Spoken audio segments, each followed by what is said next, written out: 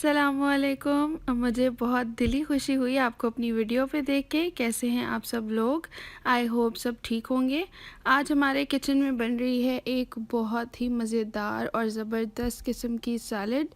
ये बनाना बहुत आसान है और बहुत बहुत बहुत मज़े की बनती है। इस रेसिपी को ज़रूर ट्राई करिएगा। तो चलते हैं आज की अपनी इस रेसिपी की तरफ।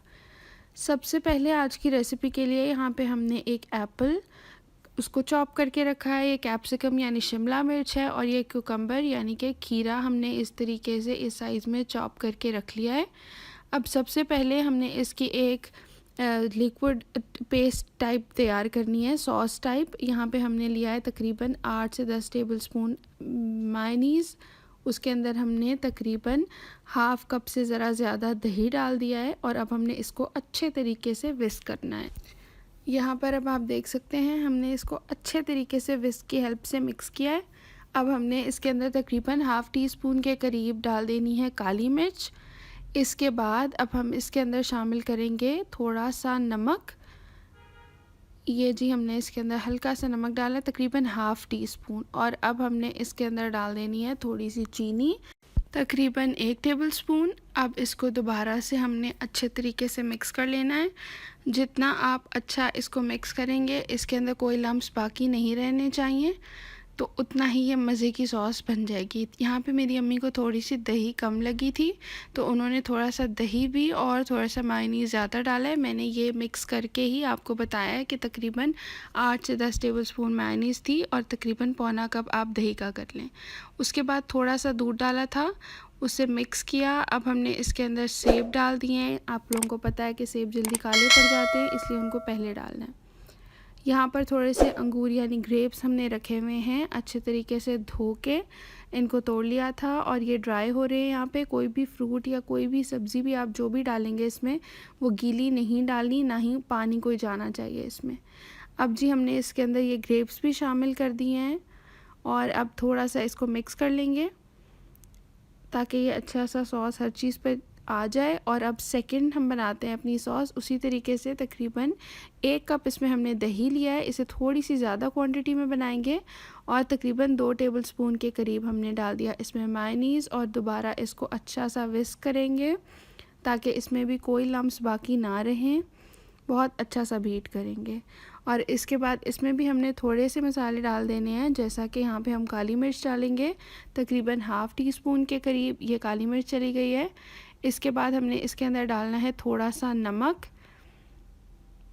ये तकरीबन हाफ़ टी स्पून नमक चला गया है। और अब इसके बाद हमने इसके अंदर थोड़ा सा सिरका भी ऐड करना है।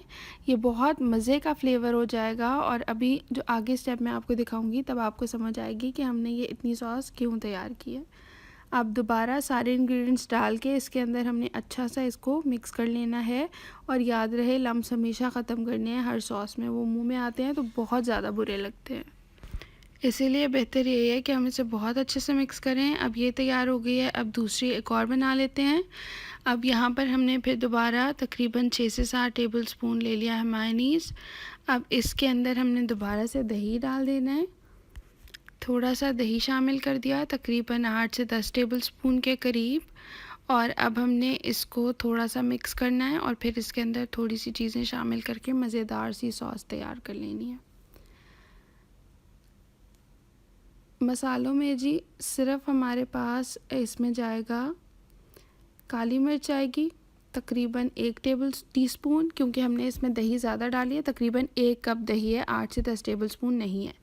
अब इसके अंदर बिल्कुल हाफ़ टी स्पून के करीब इसमें हमने डाल दिया नमक और इसके अंदर हम डालेंगे लेमन जूस। 1 लेमन लेके अच्छे तरीके से उसका जूस निकाल के आपने इसके अंदर डाल देना है। और उसके बाद लास्ट में हम इसके अंदर डालेंगे थोड़ी सी चिली गार्लिक सॉस, तकरीबन हाफ़ कप जाएगी वो भी। और फिर हमने इसको अच्छा सा मिक्स करना है और फिर ये बेहतरीन सी हमारी सॉस तैयार हो जाएगी। ये देखें जी चिली गार्लिक सॉस भी डल गई है। अब इसको मिक्स करते हैं अच्छा सा और फिर हम बहुत ही मज़ेदार किस्म का सैलड बना लेते हैं।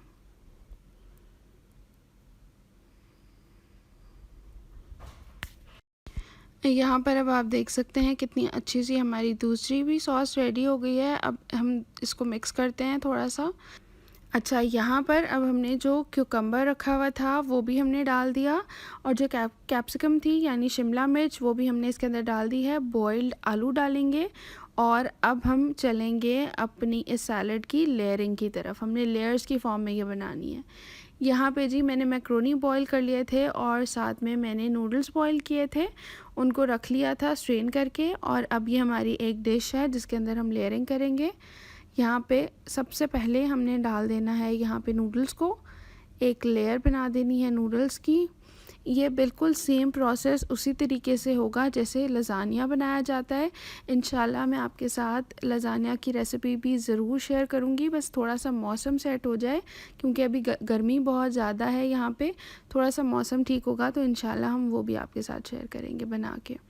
यहाँ पे अब मैक्रोनी भी डाल दी हैं। अब यहाँ पे हमने जो अपनी वाइट वाली जिसके अंदर चिली गार्लिक सॉस नहीं डाली थी, हल्की सी वो सॉस डाली है।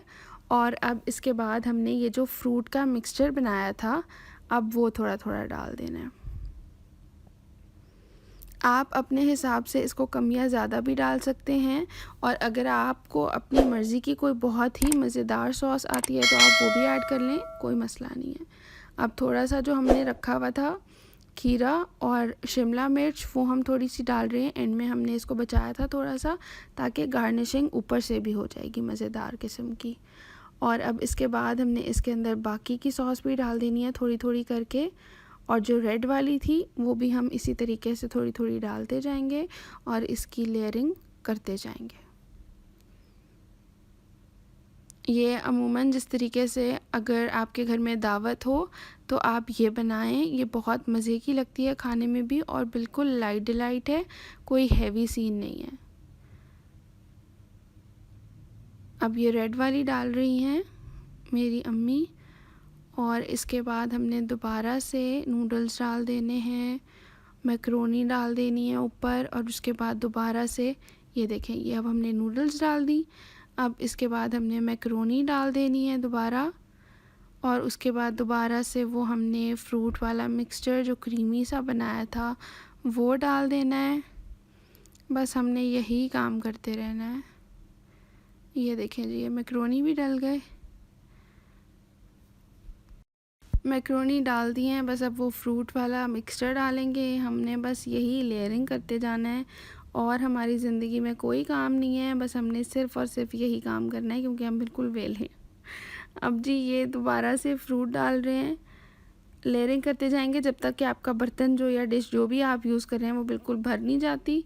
आप जिस मर्ज़ी डिश में इसको सर्व कर लें, ये बहुत मज़े की बनती है। अब देखें ऊपर से वो जो रेड वाली सॉस हमने तैयार की थी, हमने दोबारा से वो इसके ऊपर डाल दी है। और अगर आप चाहें तो थोड़ा सा ब्रेड के स्लाइसेस लेके उनको छोटे छोटे स्क्वायर शेप में काट के फ्राइंग पैन में हल्का सा रोस्ट कर लें, थोड़े क्रिस्पी हो जाएंगे वो, और फिर उनको ऐड करें इसमें, तो वो भी बहुत मज़े के लगते हैं, जिस तरीके से हम पिज़्ज़ा हट की सैलड में खाते हैं। अब ये हमने फ्रूट्स इसके ऊपर सारे वो सैलड मिक्सचर जो था हमारा क्रीमी सा वो भी डाल दिया है, और बस अब हम इसको कहीं कहीं सॉस सारी स्प्रेड कर रहे हैं अच्छे से। आप इस रेसिपी को ज़रूर ट्राई करिएगा, और फिर मेरे साथ अपना फ़ीडबैक कमेंट्स में शेयर करिएगा। बस ये तकरीबन हमारी सैलड तैयार है। मैं अभी बस आपको दिखाऊंगी लास्ट में कि ये कितने मज़े की लग रही है और कितना इजी था बनाना। कोई हमने इसके अंदर कोई इतनी फैंसी चीज़ें यूज़ नहीं की, बस सिंपल सॉस घर में ही बनाई है, कोई बाज़ार की सॉस भी हमने यूज़ नहीं की। तो इस रेसिपी को आपने लाजमी एक दफ़ा ट्राई करना है। अच्छा जी, लास्ट में अब इसको थोड़ा सा और भी खूबसूरत बनाने के लिए हमने ऊपर से थोड़े से ग्रेप्स डाल देने हैं, ताकि ये मज़े की लगे। थोड़ा सा खीरा बचा के रखा हुआ था वो भी ऊपर डाल देंगे ताकि कलर अच्छा सा आ जाए, और जो शिमला मिर्च थी वो भी हमने थोड़ी थोड़ी बचाई हुई थी ताकि वो डाल दें। और बॉइल्ड पोटैटो थे, अगर आपको नहीं पसंद, मुझे बिल्कुल भी नहीं पसंद है ऐसी चीज़ों में, लेकिन पता नहीं क्यों मेरी अम्मी जो है ना वो हर वक्त हर चीज़ में ही आलू डाल देती हैं उबले हुए, चाहे वो चना चाट बनाए, दही बड़े बनाए, वो हर चीज़ में डालती हैं, और इसमें भी उन्होंने डाल दिए थे, जो कि मुझे बिल्कुल भी नहीं पसंद। तो यहाँ पर देखें जी, हमारी बहुत सारी लेयर्स वाली सैलड तैयार हो गई है। आप इस रेसिपी को लाजमी ट्राई करिएगा, मेरे साथ अपना फ़ीडबैक शेयर करिएगा। चलें जी, आई होप आपको ये रेसिपी पसंद आई होगी। अगर ये रेसिपी पसंद आई हो चैनल को ज़रूर सब्सक्राइब करें, वीडियो को लाइक करें। मिलते हैं अब किसी नई वीडियो में किसी बहुत ही मज़ेदार और अमेजिंग सी रेसिपी के साथ। अपना बहुत सारा ख्याल रखिएगा, मुझे अपनी दुआओं में ज़रूर याद रखिएगा। अल्लाह हाफ़िज़।